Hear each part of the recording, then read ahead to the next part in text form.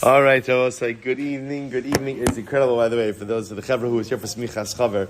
The intersect between Smichas Chaver and Amud Yomi is it's pretty wild. It's actually pretty wild. All right, so Berachos, we're picking up tonight's staff. We are picking up on Tes Zayin Amud Beis, and I apologize that we didn't have shir last night. Just as much as I really try to be in multiple places simultaneously, last night did not allow for it. So we're picking up 16b, and we are picking up Tanya Idach Avodim Ushvachos. So we'll say it is 2, 4, 6, 8 lines up from before the lines become the widest. So Tanya Idach. So we have a brisa. Let's listen to this. What's the brisa?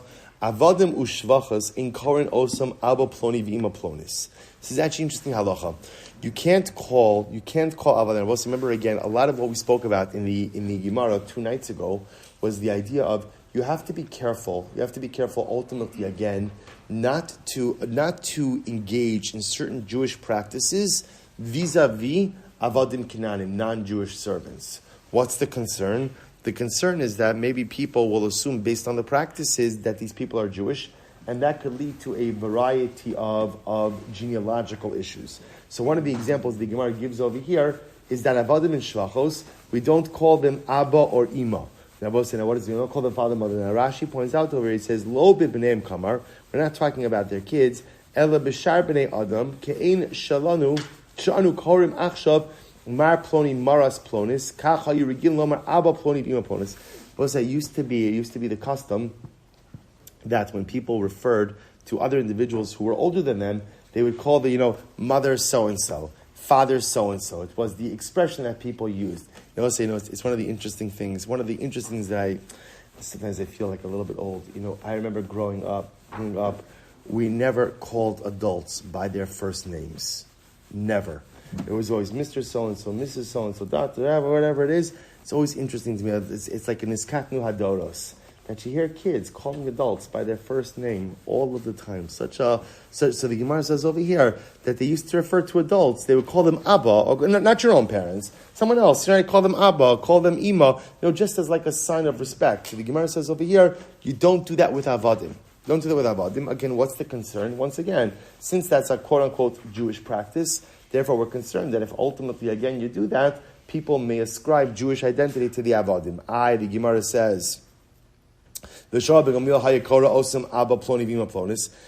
servants of Rabbi Gamliel's household, they would call them Abba or Ima. So what's going on over here? To which Gemara says, Maisa Listar? I don't understand. What are you doing? So you tell me you don't call an Eved Abba Ima. Then what? Then you go ahead and you say, but the Avodim of Rabbi Gamliel's house, they called Abba Ima. So we'll say, the Gemara makes a statement and then raises a story to contradict the statement. What's going on over here? To which Gemara says, Mishum dechashiv. It's different. We'll say because the servants of the house of Rabbi Gamliel had a different stature. They had a different stature because of the home that they belonged to. They had a different stature. So because of that, they were the exception to the rule, and they were called Abba and Ima. Okay. Amr Balazar Mai Dichsiv Kain Avarechacha B'Chayai B'Shmecha Esakapai. So we'll say, what's the meaning of the pasuk in Tehillim? Right. So I will bless you in my lifetime. B'Shimcha Esakapai. With your name, I will lift up my hands. So the Gemara says, Kain Avarecha B'Chayai Zu Kriyashma. I will bless you in my lifetime. That refers to Shema. B'shimcha esal kapai, with your name I will lift up my hands. Zu tefillah. This refers to Shmona Esrei. V'im osekain, and if a person daven Shema and daven Shmona Esrei, Allah v'akasuv omer about such a person, the pasuk says, Kimo, quotes over here from Tillim as well, Kimo chilev v'deshen tispa nafshi, V'sifse renonos yahalel pi. So we'll say the idea over here is like ultimately again, so a person becomes like satiated. Furthermore, again, a person will inherit 2 worlds. The Gemara says, "Ha'olam hazeh va'olam haba shene'emar v'sifse renonos yahalel pi." So we'll say, what's incredible about this? About this Gemara is the Gemara doesn't say if a person died in Shema and Shmona Esrei with kavana, right? Or rather, what does it say? If a person daven Shema and Shmona Esrei, what do you get for davening Shema and Shmona Esrei? Olam Hazeh and Olam Haba. See, Rabbi say sometimes we always have our mind kind of set on the ideal, right? And the ideal, of course, is a Shema with Kavana, Shmona Esrei with Kavana. And sometimes the ideal becomes so intense that we think if you can't reach the ideal, that anything less than that is not worth anything, and it's not true. Shema and Shemona Esrei, I will say, at the end of the day, sometimes just showing up and just saying, Moshe, I'm here. There's no kavana. There's no kavana. Okay, but you know what? I showed up. And sometimes showing up, I will say, we know this in our relationships. Sometimes in relationships, for whatever the reason, I'm not able to give it my all. But even when I can't give it my all, if I'm always make sure to show up in the relationship, that's meaningful as well. And Chaj Baruch Hu says, if you take the time and you put in the effort to show up, I'll give you this world and I'll give you the world to come. So beautiful. So now we're going to get into a great sugya. Now remember again, Shmona Esrei officially ends at the bracha of Baruch Atah Hashem Hamvarich Es Amo Yisrael Bashalom. At the end of Sim Shalom, that's in the Shmona Esrei. The Gemara now is going to get into an extensive discussion about what different opinions in the Gemara, what different Rabbanim added on to the end of their Shmona Esrei. Right? Additional tefillos as part of the Shmona Esrei. Isn't this? Rabbi Lazar, Basar de Misayim Saluse, Amar Hachi. When Rabbi Lazar would finish his Shmona Esrei, he would say as follows: Yiratzam Ufanecha Hashem Elokeinu, Shabir will Hashem, Shetishkon bepureinu ava v'achva v'shalom b'reyos. So beautiful. HaKadosh Baruch Hu, allow, Shetishkon bepureinu means allow it to be felt, or allow it to reside. Bepureinu, in our abode, ava, love, achva, brotherhood, shalom, peace, reyos, friendship, v'tirbeg gvuleinu b'tamidim, and allow our borders to extend with Talmidei Chachamim, v'tasliach sofeinu acharis v'tikva, and allow us to have a beautiful future. That's a beautiful future. V'tasim chalkeinu b'gan Eden, make our portion in Gan Eden, v'siknenu b'chaver tov, v'yetzer tov ba'olamecha, and Baruch Hu, give us the ability to acquire a good friend and a good will, so that we can properly navigate your world. And allow us when we get up in the morning, to be able ultimately again, right, to find the essence of our heart, to be able to fear you, to be able to revere you. Rashi points out over here that really what this means is, HaKadosh Baruch Hu, allow me to overcome the Yetzer Hara. Allow me to wake up every single morning with the yearning to come closer to you. And allow ultimately again the cries of our heart, ultimately again to come before you for good. We'll say what a beautiful tefillah. So this is Rabbi Elazar's personal tefillah that he would add in at the end of Shmona Esrei. So again, Shalom, before he would take his 3 steps back, he would add in this beautiful tefillah. So gorgeous. Rabbi Yochanan, Basar de Misayim Saluse, Amar Hachi. Rabbi Yochanan, when he would finish davening, he would say as follows: Yiratzim Ofanecha Hashem Elokeinu, should be your will Hashem. Shetatzitz bevashtenu, you should see our humiliation. V'sabit baraseinu, and see the evil that has befallen us. V'tishlabish berachamecha, clothe yourself in mercy. V'tiskase ba'azcha, right, cover yourself in strength. V'tisasef bechasidusecha, and cloak yourself, wrap yourself in your chesed. V'tisazer bechaninusecha, and gird yourself again with your compassion, your kindness. V'savo lefanecha midas tuvcha v'an v'sunosecha, and ultimately again your midah of goodness, your midah of humility, ultimately again should precede you. So we'll say it's interesting, right? So you have over here, it's so beautiful, you have Rebbe Lazar, kind of with like such an optimistic, upbeat, positive tefillah.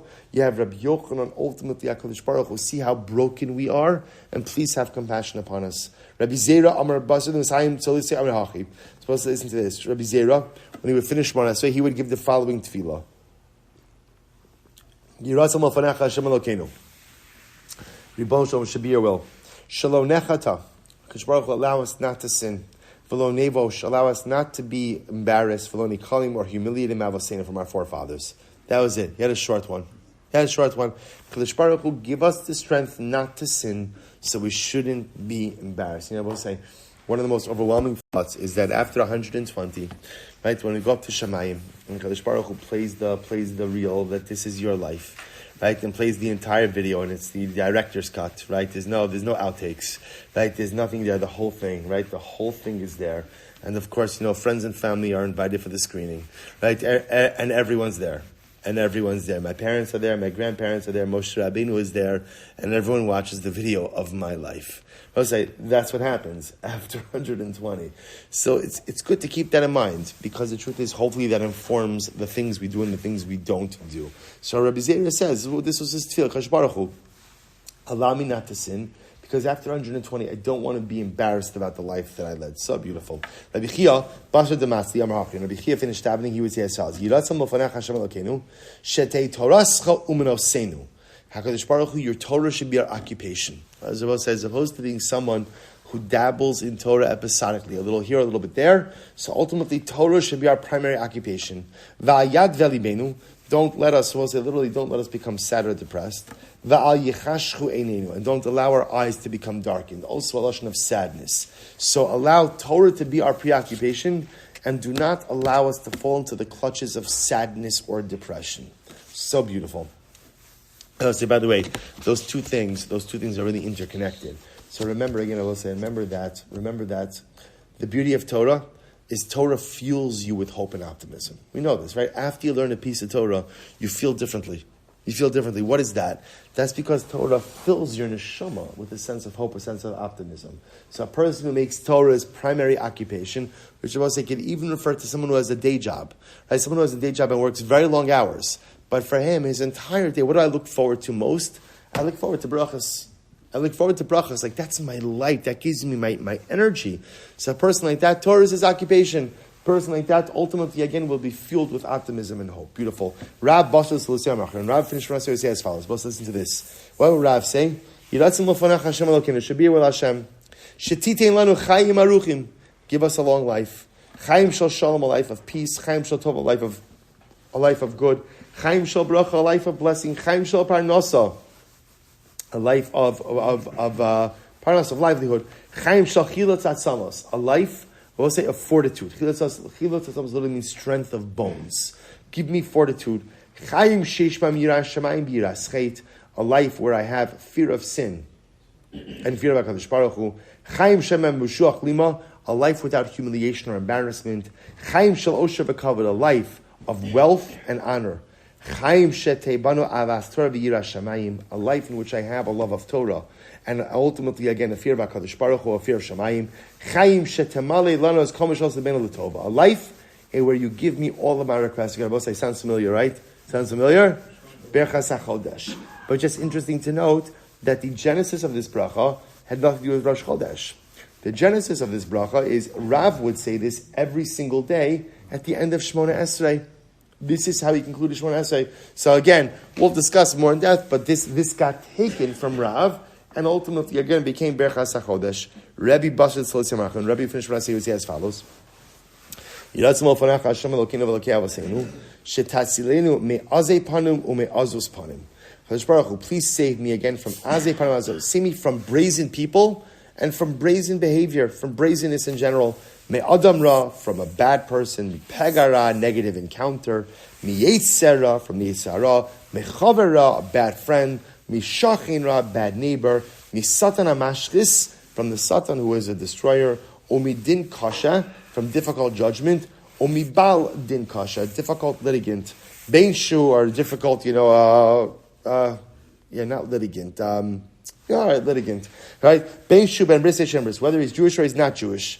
The afagav, the kind Shabbos says. So again, also sounds familiar, right? So many of us say this Yiratzon at the end of Berachos HaShachar, right? After Gomel Chasad Tov Na'amo Yisrael, there's this additional Yiratzon. Again, just interesting to see that it wasn't originally part of Berachos HaShachar. Instead, this is how Rebbe concluded the Shmona Esrei. And I will say this was true. V'afagav the kaimi ketzutzi alei the Rebbe. Even though I will say Rebbe was very, very well connected to the Roman Caesar Antoninus, right? Antoninus, and therefore he was given a personal bodyguard. Even though he had a personal bodyguard, he still davened to HaKadosh Baruch Hu to protect him from negative encounters. Pretty amazing. Rav Safra, Basar Tzaluse Amrachi, when Rav Safra finished davening, again, end of Shmona Esrei, he added in the following: Yiratzim l'fanach Hashem Elokeinu, shetasim shalom bepamalya shamal pamalya shalmato. Top of Yud Zayin, I will say 17a. HaKadosh Baruch Hu, allow there to be peace. Allow there to be peace. Ultimately, again, in Pamalya Shamala, ultimately, again, I will say that Pamashma literally means like in the celestial palace. Now Rashi points out over here what it refers to as follows. He says, Bechaburas sari ha'umos, shekishasarim shamala yesh teger beinayim, tekef yesh kitata bein ha'umos. So here's how Rashi understands it. Every nation has a ministering angel. Right? Those ministering angels gather up in Shamayim. Sometimes those ministering angels get into it with each other. Well, what happens again when ministering angels get into it with each other? So where there is friction and war above, that trickles down to friction and war below. So ultimately, again, Rav Safra is saying, Baruch Hu, let there be shalom between the ministering angels in Shamayim and Ube Pamalya Shalmata. And HaKadosh Baruch Hu, let there be peace in the Pamalya, in the gathering here in this world. Now Rashi points out there, what does that refer to? Bechaburas Chachamim. Let there be a peace between Talmidei Chacham. I will say, sometimes it's not so pashut that Talmidei Chacham have shalom with each other, right? Sometimes, again, there are competing agendas. Sometimes, again, there's all different kinds of things. So, again, Rav Safra would say, let there be peace between the ministering angels above, and let there be peace in Talmidei Chacham here in this world. Obein hatamidim ha'oskin b'sorascha, bein oskin lishma, bein oskin shelo lishma, and let there be shalom between Talmidei Chachamim who learn Torah, between those who learn the Shema and those who don't learn the Shema. V'chala oskin shelo lishma, and by the way, for all of those who learn Torah shelo lishma, yiratzon shi oskin shachas Baruch Hu, may it be your will that those who learn shelo lishma ultimately again should come to learn lishma. So beautiful. We'll say one more. We've got time for one more. Rabbi Alexandri Basar Tzilusi Amar Hachi. So what's Rabbi Alexandri, after he would daven, he would say as follows: Yiratzim Alfanecha Hashem Elokeinu, Shesa'amidenu B'Karen Ora. HaKadosh Baruch Hu, allow us ultimately again to literally stand us. Literally, Zavis means like the corner, right? But it means allow us to stand like directly in your ray of light. Va'al Sa'amidenu B'Karen Chashecha. Put us in a corner of light, and don't put us in a corner of darkness. Okay? Do not allow us to become sad. Do not allow our eyes to become darkened. Shabbos, what that represents is a sadness, a hopelessness, a sense of despair. Don't allow us to fall into a sense of despair. Others say, Rav Hamnuna, that was the tefillah of Rav Hamnuna. So what was the tefillah of Rav Alexandri? Rav Alexandri, Basar the Master Hachi. Rav Alexandri, when he would daven, after Shana, he would say the following: Ribon ha'olamim, HaKadosh Baruch Hu, Master of the universe, Gadlei v'yadu lefanecha sheratzenu lasos lefanecha sheratzonenu lasos ritzonecha. HaKadosh Baruch Hu, listen to this tefillah. HaKadosh Baruch Hu, you know that what we want more than anything is to fulfill your will. HaKadosh Baruch Hu, you know more than anything that my heart is yours, and I want to do the right thing. Umi ma'akev, and what stops me? Sa'ar shebe'isa, the yeast in the dough, which refers to the Yetzer Hara, v'shivud malchius, and sometimes the difficulty of our persecutions. Both say, isn't this incredible? Chadosh Baruch Hu, you know that I want to serve you. Chadosh Baruch Hu, look into my heart. You know that in my heart, all I want is to serve you. So if I want it so badly in my heart, what prevents it from actualizing? Two things. Number one, I have a Yetzer Hara. That's number one. Number two, I face external challenges and persecution. Those are the things that keep me distant from you. Save me from both of these things. Save me from my Yetzer Hara, save me from persecution, and allow me, I say, take away the obstacles, take away the Yetzer Hara, take away the persecutions, and you will see once you remove those things, I will just instinctively and automatically return to your service to serve you with a complete heart. So beautiful. I will say, stop over here for 2 minutes. We're not finished yet, because obviously we haven't gotten to our Elokainet Tzar yet. And Meretz Hashem, we'll get to that in Meretz Hashem. I will say, Shkoyach. We'll daven Mariv in here.